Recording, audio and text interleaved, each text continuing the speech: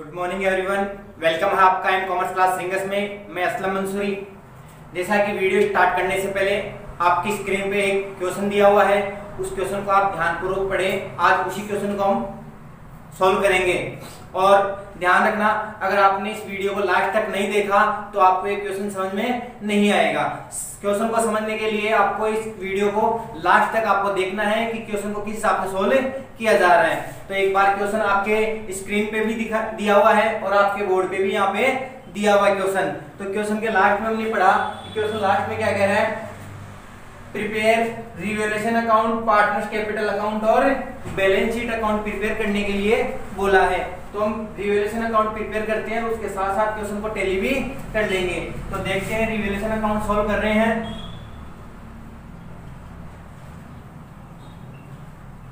ये revaluation account हमने format prepare किया।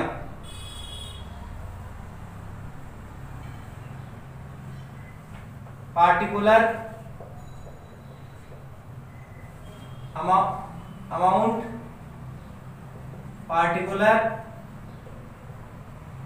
अमाउंट,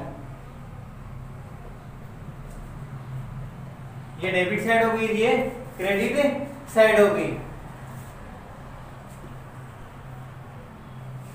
तो देखते हैं क्वेश्चन को हम टैली करते हैं। जैसा कि क्वेश्चन कह रहा है ए और बी पार्टनर है, ए और बी पार्टनर है 2:1 में। सी एडमिट हो रहा है, सी का रेशियो यहाँ पे दिया हुआ नहीं है। आगे चलते हैं, बैलेंस शीट दी हुई है। बैलेंस शीट में क्या क्या कह रहा है, बैंक ओवरड्राफ्ट है, रिजर्व है, इन्वेस्टमेंट फंड है, क्रेडिटर है और कैपिटल है। ठीक है, तो ध्यान रखना, जब कैपिटल है तो कैपिटल को कैपिटल अकाउंट में ट्रांसफर करते हैं, रिजर्व को कैपिटल अकाउंट में ट्रांसफर करते हैं। इन्वेस्टमेंट फंड, अगर कोई इंफॉर्मेशन यहाँ अगर इंफॉर्मेशन कुछ कहेगा तो उस हिसाब से इसका ट्रीट किया जाएगा। अगर कोई इन्वेस्टमेंट कोई इसके लिए कोई इंफॉर्मेशन नहीं है तो इसको डायरेक्ट कैपिटल अकाउंट में डिस्ट्रीब्यूट कर दिया जाएगा। ध्यान रखना। आगे चलते हैं, क्रेडिटर के लिए कोई इंफॉर्मेशन होगी वो पढ़ेंगे। इधर डेब्टर है, स्टॉक है, इन्वेस्टमेंट है, बिल्डिंग और पेटेंट है। देखते हैं अदर इंफॉर्मेशन क्या है। अदर इंफॉर्मेशन और बैलेंस शीट में जो इंफॉर्मेशन दी है उनको हम क्या करेंगे, यहाँ पे मैच करेंगे। देखते हैं, न्यू प्रॉफिट शेयरिंग रेशियो दे दिया NPSR, new profit sharing ratio ABC का दे दिया 3:2:1। ओल्ड रेशियो दे रखा 2:1 और न्यू रेशियो दे दिया 3:2:1। तो ये गुडविल को ट्रीट करने के काम में आएगा। छोड़ते हैं, तो आगे चलते हैं। सेकंड टॉपिक है आपका, सेकंड पॉइंट आपका, सी ब्रिंग प्रोपोर्शनेट कैपिटल। प्रोपोर्शनेट का मतलब क्या है, आनुपातिक, आनुपातिक यानी अनुपात में। Proportionate capital after the following adjustment, ये जो भी एडजस्टमेंट है उन एडजस्टमेंट को करने के बाद सी अपनी प्रोपोर्शनेट कैपिटल बिजनेस में ब्रॉड करेगा। एडजस्टमेंट के बाद बिजनेस में कैपिटल लाएगा। आगे चलते हैं, सी ब्रिंग कैश 10,000 फॉर गुडविल। लेकिन सी ने गुडविल के लिए तो 10,000 रुपए ब्रॉड कर दिए यानी ले आया। गुडविल से रिलेशन भी यहाँ नहीं आएगा, रिलेटेड कोई भी पॉइंट। आगे चलते हैं, देखना, वन डेप्टर, एक डेप्टर फॉर 500 इज डेड। यानी कहने का मतलब है जो 500 रुपए का एक डेप्टर है वो डेड हो गया, डेथ हो गई उसकी, वो मर गया। अगर 500 रुपए का कोई डेप्टर हमारे पास से मर जाता है, डेथ हो जाती है उसकी, तो इसका मतलब उससे पैसा कोई भी रिकवर नहीं होगा। अब देखते हैं यहाँ पे कि डेप्टर, जो ये डेप्टर दे रखी है, डेप्टर हमारी एसेट्स है या लायबिलिटी। तो जैसा कि हमें पता है कि डेप्टर हमारी क्या होती है, एसेट्स होती है। और ये 500 रुपए क्या हो गए, डेथ हो गई, मर गए, कोई कस्टमर था, इसका मतलब उससे हमें पैसे रिकवर्ड नहीं होंगे। तो ये बिजनेस के लिए क्या हो गया, लॉस हो गया। लॉस को रिवैल्यूएशन के डेबिट में रिकॉर्ड किया जाएगा। तो यहाँ कर देंगे टू डेप्टर या बैड डेट 500। ठीक है, फोर्थ पॉइंट हो गया। फिफ्थ पॉइंट में चलते हैं अपन। There is an old computer. कहने का मतलब कह रहा है कि यहाँ पे एक ओल्ड कंप्यूटर भी है 2600 रुपए का। इट डज नॉट अपीयर, लेकिन ये अपीयर नहीं है यानी लिखा हुआ नहीं है, मौजूद नहीं है इन द बुक्स। 600 रुपए का एक हमारे पास कंप्यूटर भी था, जो पुरानी जो ओल्ड बैलेंस शीट है उसमें अपीयर नहीं है, लिखा हुआ नहीं है। इसका मतलब रिकॉर्ड करना पड़ेगा इसको भी, क्योंकि ये भी हमारी क्या है कि असेट्स है, एक क्या है असेट्स, और असेट्स बिजनेस में क्या हो गई यहाँ पे कंप्यूटर इंक्रीज हो गया, तो ये जो फर्म है उसके लिए प्रॉफिट हो गया, और प्रॉफिट को रिवैल्यूएशन के क्रेडिट में शो किया जाएगा। तो रिवैल्यूएशन में लिखेंगे हम बाय कंप्यूटर। कंप्यूटर हमारे पास 2600 रुपए। आगे चलते हैं 6 पॉइंट में। 6 पॉइंट क्या कह रहा है, पेटेंट आर वैल्यूलेस। वैल्यूलेस का मतलब खत्म, पेटेंट का कोई मूल्य नहीं है। तो हमने पढ़ा कि पेटेंट हमारा असेट्स है या लायबिलिटी, तो पता चला पेटेंट को कहां शो कर रखा है, असेट साइड। तो पेटेंट है 2000 रुपए, और यहाँ पे कह रहा है पेटेंट की क्या है यहाँ पे वैल्यूलेस, यानी पेटेंट खत्म हो चुका है। तो खत्म क्या हुआ हमारे पास, पेटेंट यानी असेट्स की वैल्यू लेस हो गया, तो ये हमारे हो गया लॉस, और लॉस को हम राइट करेंगे डेबिट साइड। तो रिवैल्यूएशन डेबिट में लिखा हमने टू पेटेंट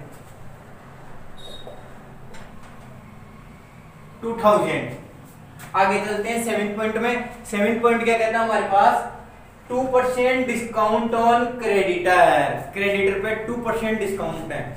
ध्यान रखना, डेब्टर पे डिस्काउंट हम गिव करते हैं, जो डेब्टर है उनसे हमें पैसा रिसीव होगा तो हम उसको डिस्काउंट गिव करेंगे, देंगे। और क्रेडिटर कौन होते हैं, लायबिलिटी होती है, क्रेडिटर से हमें पैसा, जो क्रेडिटर है हम उनको पेमेंट करेंगे। अगर हम उनको पेमेंट करेंगे तो हमें डिस्काउंट क्या होगी, रिसीव होगी। तो ये जो डिस्काउंट है, ये डिस्काउंट फर्म में रिसीव हो रही है, और फर्म में रिसीव हो रही है तो इसका मतलब फर्म के लिए क्या हो गया, प्रॉफिट है। क्रेडिटर पे जो भी डिस्काउंट होती है वो होती है रिसीव, और रिसीव प्रॉफिट हो गया, तो यहाँ हो गया बाय क्रेडिटर। या आप डिस्काउंट भी शो कर सकते हो, क्रेडिटर ऑन डिस्काउंट,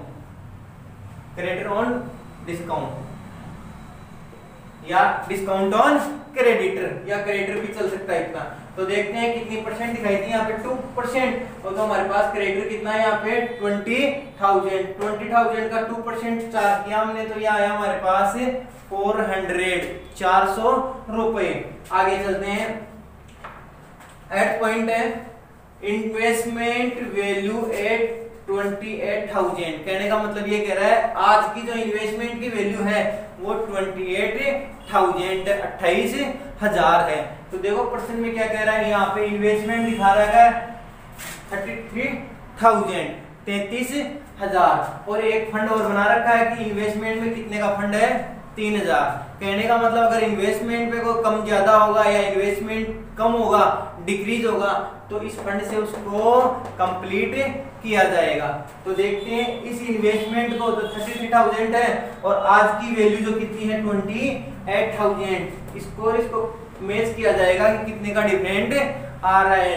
तो बैलेंस शीट में तो अपीयर है 33,000 का और बुक्स में दिखा रहा है 28,000 का, तो इन दोनों का डिफरेंट आया हमारे पास 5,000 का हमारे पास इन्वेस्टमेंट क्या हो गया, डिक्रीज हो गया, यानी वैल्यू क्या हो गई उसकी डाउन हो गई कि आज के टाइम में इन्वेस्टमेंट 5,000 से डिक्रीज है। और लायबिलिटी साइड में फंड बना रखा है, यानी अगर कम होता है तो फंड से कंप्लीट किया जाएगा। तो फंड से हमें कितना कंप्लीट करना है कि बैलेंस शीट में पहले से रिजर्व बना रखा है, तो पहले से रिजर्व फंड बना रखा है वो कितना 3,000, एक्चुअल में लॉस हुआ 5,000 का, और उसमें से हमने फंड में से ट्रांसफर कर दिया 3,000, फंड में से ट्रांसफर कर दिया, तो हमारे पास एक्चुअल में जो वास्तविक में इन्वेस्टमेंट की वैल्यू डाउन हुई है, डिक्रीज वैल्यू हुई है, वो ये हमारे पास है 2,000। तो ये भी बिजनेस के लिए क्या हो गया लॉस को हम डेबिट साइड कोड करेंगे टू इन्वेस्टमेंट हो गया हमारे पास 2,000। आगे चलते हैं, आगे का पॉइंट क्या कहता है, आगे का पॉइंट लगभग हो गया कि प्रिपेयर करवा रहा है अकाउंट, तो अब हम इसका टोटल करते हैं। जब इसका टोटल किया तो हमें पता चल रहा है कि डेबिट साइड अमाउंट ज्यादा दिख रही है, तो डेबिट साइड हमारे पास अमाउंट आ रही है, ये आ गई हमारे पास 4,500। इधर भी कितनी आनी चाहिए 4,500 आनी चाहिए, जबकि यहाँ कितनी आ रही है 3,000 आ रहे हैं, 2600 और 400 3,000, तो डिफरेंट आया हमारे पास 1,500 रुपए का। तो इसको लिखा हमने बाई पैनल लॉस, और इसको बांट देंगे, कौन से पार्ट में बांटेंगे, ए और बी में बांट दिया जाएगा। तो यहाँ दिया जाएगा ए और बी। तो हमारे पास 1500 का आया, 1500 को हमने बांटा 2:1 में बांटा, तो 2 और 1 का टोटल हो गया 3, 3 5 या 15। एक का आ गया हमारे पास 1000 और एक आ गया हमारे पास 500। एक आ गया हमारे पास 1000 और एक आ गया हमारे पास 500। ये रिवैल्यूएशन हमारे पास कंप्लीट हो गया। अब हम बनाते हैं हमारी आगे का जो कौन सा पॉइंट पूछ रहा है, partners capital account. Capital account prepare करते हैं हम। कैपिटल अकाउंट आपके सामने फॉर्मेट प्रिपेयर कर दिया है। अब फर्स्ट ऑफ ऑल सबसे पहले जब हम कैपिटल अकाउंट मेड कर रहे हैं, कैपिटल अकाउंट बना रहे हैं, तो सबसे पहले हमारे जो कैपिटल दी हुई है बैलेंस शीट में, उस कैपिटल को हम रिकॉर्ड करते हैं। तो हम यहाँ लिखेंगे credit side by balance BD. 40,000 A की है और बी की है 30,000। ठीक है। उसके बाद में क्या करते हैं कि सी कितनी केस ब्रोड कर रहा है वो देखते हैं। जबकि सी ने क्या कहा था यहाँ कि केस ब्रोड करेगा वो, लेकिन एडजस्टमेंट को कंप्लीट करने के बाद प्रोपोर्शनेट करेगा। तो सी की केस बाद में निकालेंगे, एडजस्टमेंट पूरा कंप्लीट करेंगे।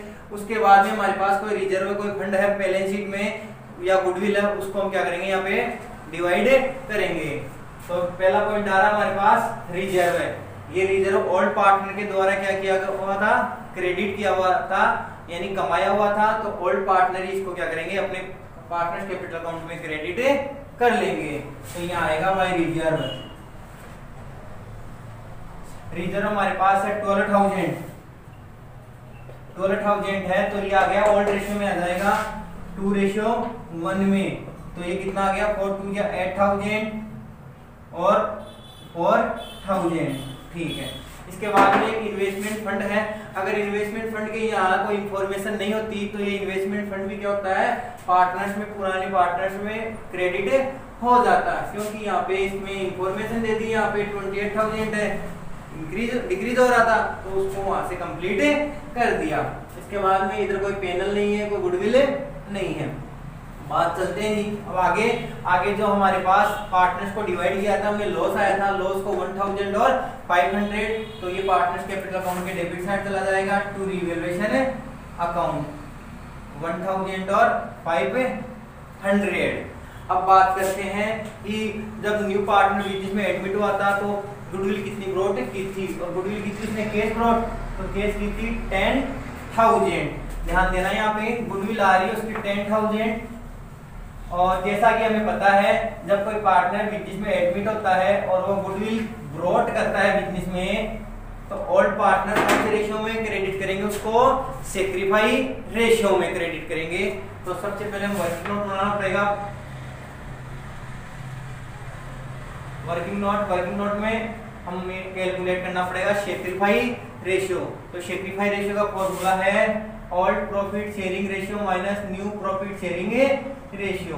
ये सेक्रीफाई का फॉर्मूला हो गया। Old profit sharing ratio less than new profit sharing ratio. Sacrifice ratio निकालेंगे ओल्ड प्रॉफिट रेशियो, तो ये आ रहा हमारे पास 2:1 यानी 2/3। एक आ रहा हमारे पास 2/3 less than new profit sharing ratio. एक आ रहा है ए बी का 3:2:1 यानी 3/6। तो ये आ गया 3/6।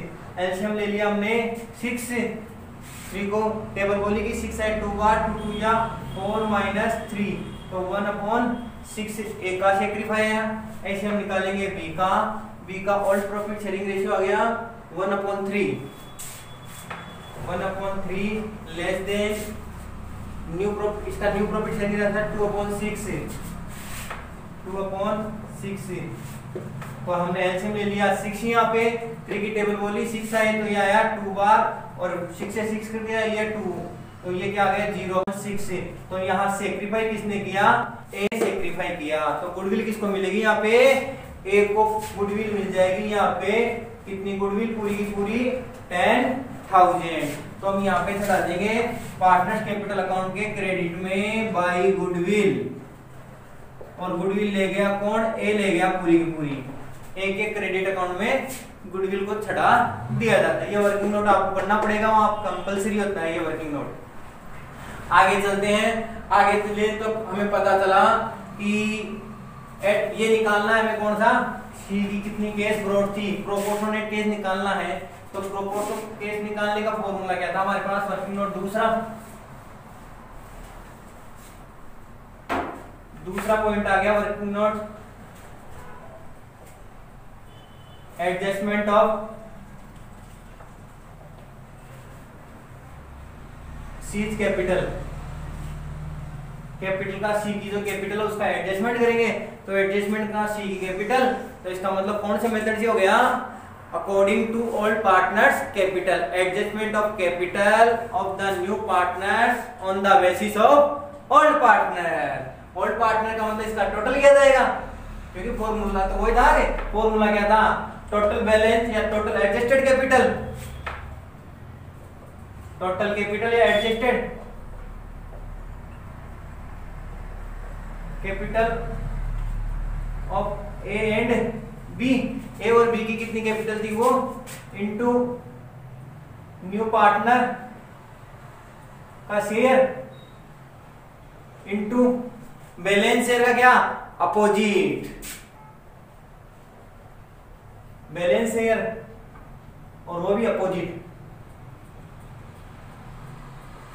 ये फॉर्मूला है, इस फॉर्मूला से हमको इसको सोल्व करना पड़ेगा।